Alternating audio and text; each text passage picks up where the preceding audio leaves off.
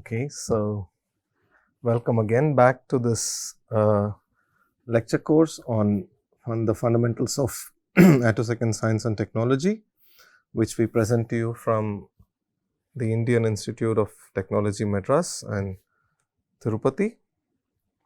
So, in the course FAST, we have covered several lectures, and we are on the second module dedicated to femtosecond laser pulses. And this is the next session on this topic. Yesterday, we dwelt upon several important aspects of describing femtosecond laser pulses formally, and today we are going to further this agenda. So, it is in that sense of relatively greater importance or rather reaches a sort of maximum in this topic, if you wish, for which we refer to these textbooks, very popular ones, the one by Roulier, the one by Chang, and the one of the Bibles of optics, Born and Wolf. And many thanks to Professor Trebino as always for the materials and inputs.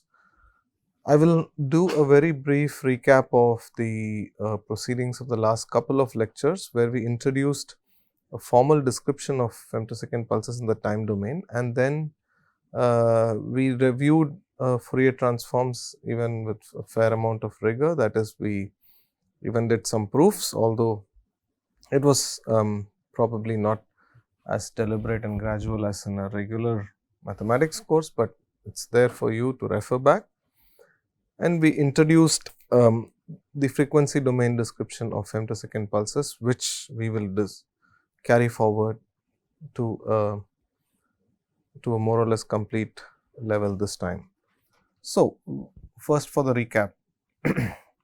So, this is the typical, what I like to call iconic description of an optical pulse, light pulse, to any electromagnetic pulse in principle, which would then be defined by the details of the time axis, but here we are focused on optical and infrared pulses. So, in this case we have the pulse, which is ultra short because it contains only so many cycles, especially under the canopy of the full width at half max. It has only so many cycles. It is actually a really fairly short pulse, qualifies very much for us to call this an ultra short pulse.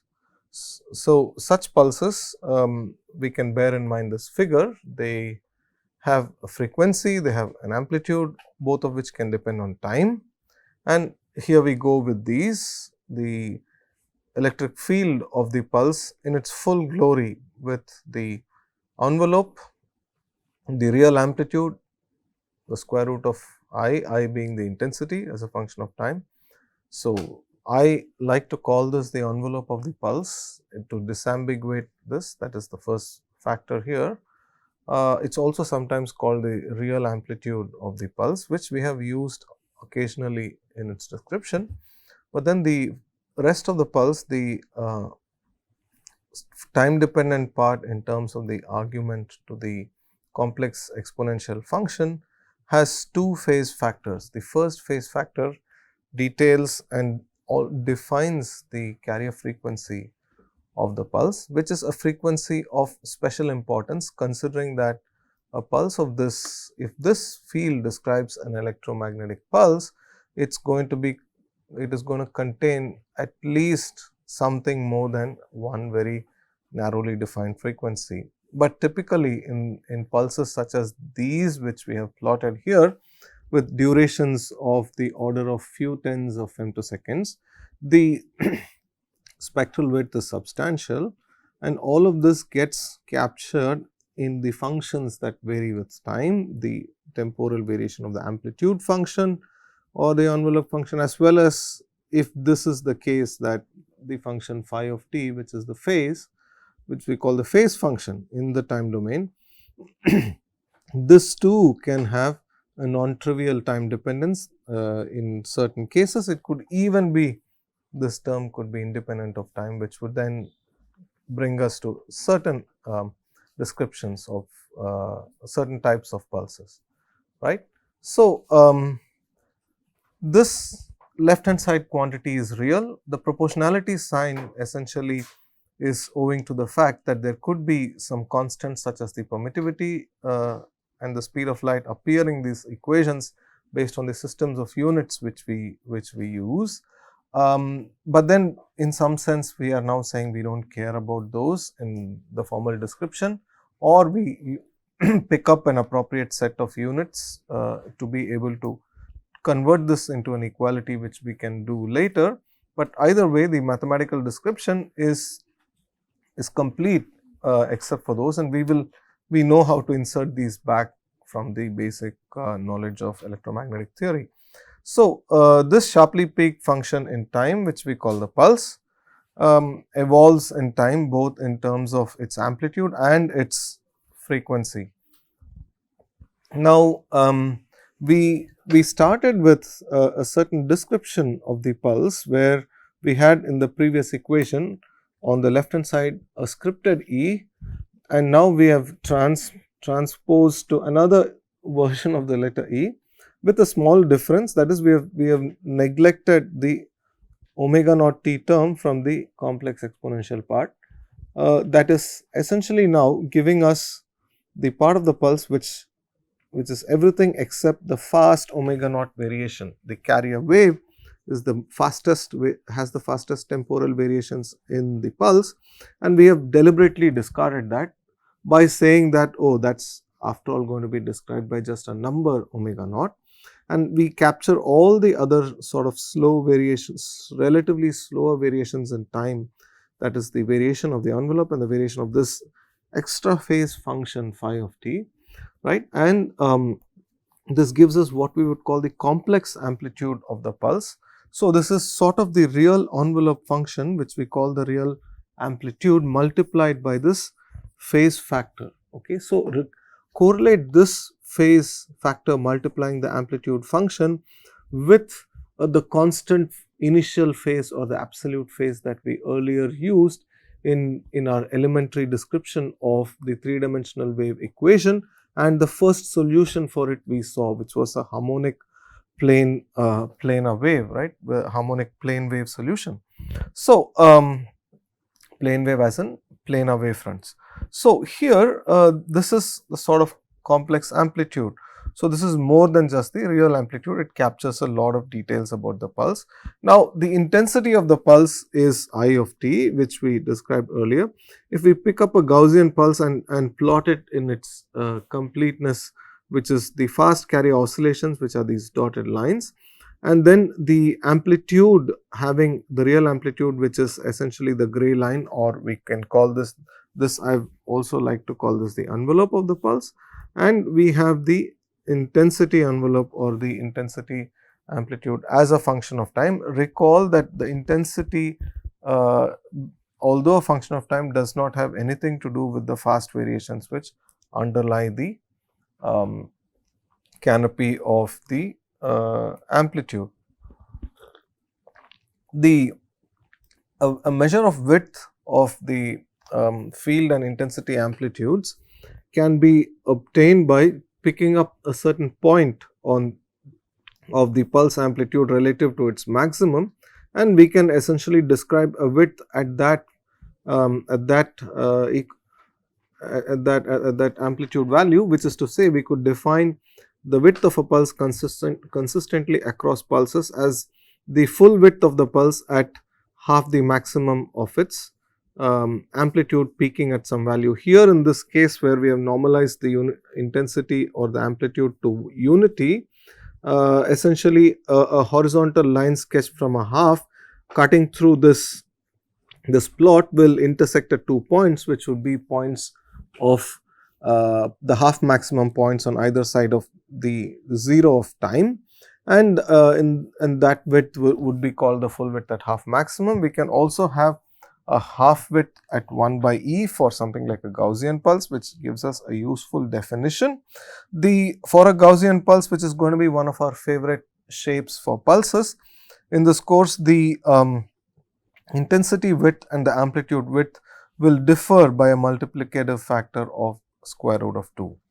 Okay, now next, to play around with this these pulses as we wish, and also to further our conceptual understanding, we must recall or reconnect with Fourier transforms, or in some cases maybe one would even have to learn a little bit more than an elementary knowledge one may have gained. So, I basically gave you a little toolbox of what a Fourier transform is. It is this integral, the Fourier transform of a function of time is this integral when the function is multiplied with e to the minus I omega t and integrated over time over all time from minus to plus infinity. This gives us a function of omega. This function can be complex valued.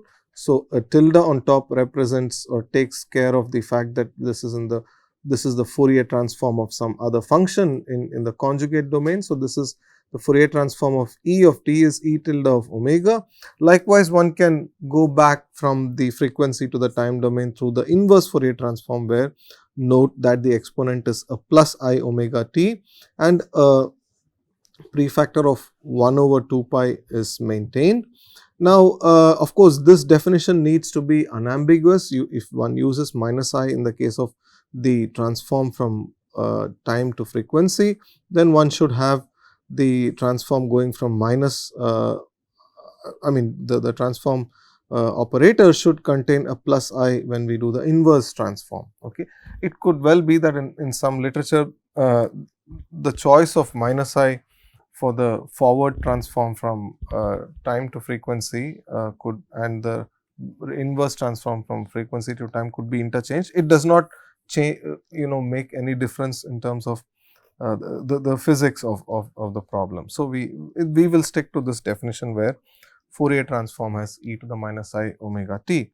Okay. So, we can perform Fourier transforms on all these amplitudes. We have the real amplitude for the pulse, the complex amplitude containing the phi of t term, and we will usually transform the fields and their amplitudes and envelopes and never really go into the intensity unless and otherwise I specify. This we make a note of this just to keep things clear, because in this course we have the tendency to write the real amplitude as the square root of I of t, which is a notational convenience, but it is also an insightful one. The next important concept that we encountered is the concept of a spectrum in general of any wave which is a function of time. So, let us take a general wave, and in optics it would be this function f of t would be replaced by the electric field. Then the spectrum we have in any of these cases is defined to be, pay attention to the 3 lines, which is to emphasize the fact that this is a definition. It is the absolute value square of the function of the Fourier transform of the function of interest that describes the wave f of t. So, the Fourier transform of f of t is done first, and then we absolute value square it to get the spectrum of the wave. This is a measure of the frequencies present in a wave. Okay. It's going to give us a very comprehensive measure, but it's not necessarily just everything, and it's not necessarily just everything about the wave, because in absolute value squaring it, that is taking the Fourier transform and multiplying that function with its complex conjugate, we discarded the phase in the spectral domain, just the companion of the phase which is a companion of the phase in the temporal domain. So, this phi here is a function of now omega. So, we call it spectral phase, and earlier we had a phi which was a function of time. So, we called it phi of t, temporal phase. So, we absolute value squared this function and threw away information about this. Why? Because this is a measurable quantity and we can measure this in a laboratory. Okay. So, that was the motivation for doing this. So, few useful Fourier transforms. The Fourier transform of the pure cosine with unity multiplying it, right. So, we did this and we got this very nice result that an infinite sinusoid, which is cosine of omega t in time, essentially has in its spectrum its spectrum has two Dirac delta peaks occurring at plus omega naught, the frequency of the sinusoid, and minus omega naught at a negative frequency. This is and I mean this albeit not of particular interest to a physicist, mathematically you do get this peak on the negative side as well. Okay. But then there are really important Fourier transform properties which will act as tools in the toolbox for this course, where we had theorems for scaling, for summing two functions, for shifting a function in the time domain, and complex conjugating and the derivative and modulation, all of which is to say that if I have a function f of t and I know its Fourier transform, then if I scale it, sum the Fourier transform of two functions or call for the sum of Fourier transform of two functions whose individual transforms we know and so on, how can I take this thing forward. So, for in the case of scale theorem, we realize that if we scale the time axis in the time domain by a factor 1 over t, that is we divide this time variable, then in the case of the Fourier transform, the Fourier transform capital F of the function little f, now for this case of the scaled function f of t by t, is the Fourier transform first of all is multiplied by this factor t by which we divided the time variable. So, that appears with a modulus around it, that is the absolute value of t. So, since t is real value, t is always real, that is little t is always real, it is time by interpretation. This t also in this case is real. So, it could either be positive or negative, and taking the absolute value leaves us with a positive multiplicative factor, and we have the Fourier transform of the little f being multiplied here, which is scaled now multiplicatively by t. That is to say, if I essentially take a wave and half its period, then the wave's frequency would have doubled, right. That is typically what would an effect if what would have happened if the wave's period was made a third, then the frequency of the wave would have tripled. This is something we more or less know even without anyone having to prove this as explicitly, which we also did in the previous lecture, but then the amplitude of the Fourier transform will nonetheless have gotten scaled up in the process. That is probably something which my intuition did not right away pop into my mind. So, but then one of the most important results coming thereafter, we proved a few others such as the shift theorem and so on, but I would like to focus on this very important result, which is the modulation theorem, if you wish, for Fourier transforms, where my function of interest essentially is E of t. This is my function of interest, this is my pulse, this is the electric field of the pulse, which is the real quantity, and in the example I am giving now, it is multiplied by a function which is cosine omega t. So, this function cosine omega naught t, rather omega naught is the modulation frequency. Okay, sometimes and later on, but also commonly in literature, we would have had a subscript m perhaps instead of 0, but omega naught is the modulation frequency, which is say equal to omega m, which is a popular notation for a modulation frequency. Well, but then we are interested in, if I know the Fourier transform of E of t, say this is E of t, say is a Gaussian pulse. So, it is a Gaussian amplitude modulation as shown here. E of t, for example, could be e to the minus t square. Yeah, we do not even bother to divide it by any other width function value for the width. The value for this this measure of width here is unity. So, exponent of minus t square, that is my pulse. To the Gaussian, I have multiplied the cosine omega t, which is the modulation. Therefore, you can also view even your usual pulse, right, which is a product of both as a sinusoidal modulation of a Gaussian envelope. That is the message that is coming through. However, this could well have been any function. E of t could have had any form. What the modulation theorem tells us is that if I modulate an electric field, time dependent electric field by a cosine function, then the Fourier transform of the modulated quantity E t multiplied by cosine omega naught t is a sum of now two Fourier transforms, which have the same form as the Fourier transform of just E of t, that is E tilde is the Fourier transform of just E of t, but then we have a half E tilde minus omega naught and a half E tilde plus omega naught. That is to say, and I will belabor this point deliberately a bit here, early on we essentially had the pulse with a certain spectrum. That spectrum in this case, in the case that we have considered over here of exponent minus t square, okay, had something at omega naught being 0, because this is exactly what the pulse is.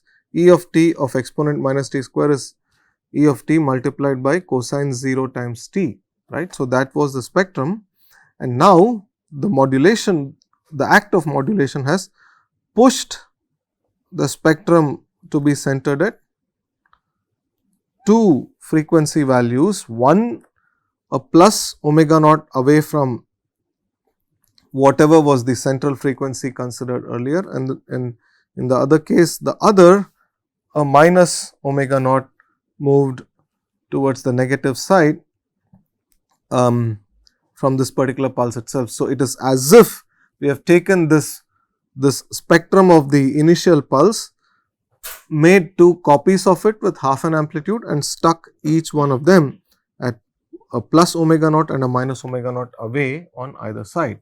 Right. So, that is exactly what modulation does, and I also brought up this point in the earlier lecture that in this case when I take a signal like omega of t and multiply it with 1 times cos omega t, then my modulation depth is unity.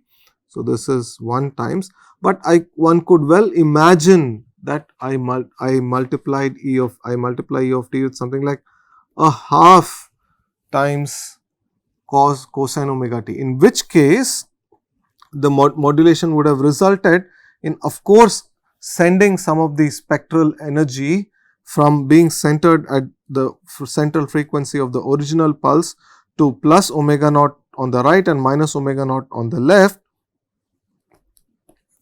but it would also have left out some bit of energy at the initial frequency, which in this case is 0.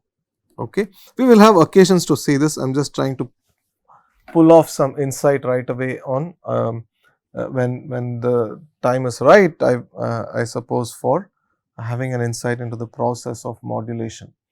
Okay, derivative, take the derivative of function and ask how the Fourier transform of the function relates to the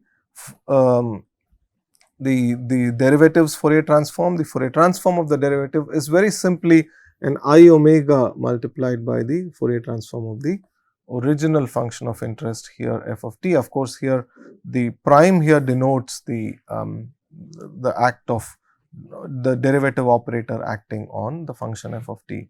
Shifting, another important aspect, as you might also imagine in a course about pulses propagating. This is really going to come in again and again. If I take a function f of t whose Fourier transform I happen to know. So, when you think of this known function, say Gaussian in your mind, and if one does that, indeed a shift of this to the right by an amount, right, meaning increasing direction of increasing t by an amount tau, will lead you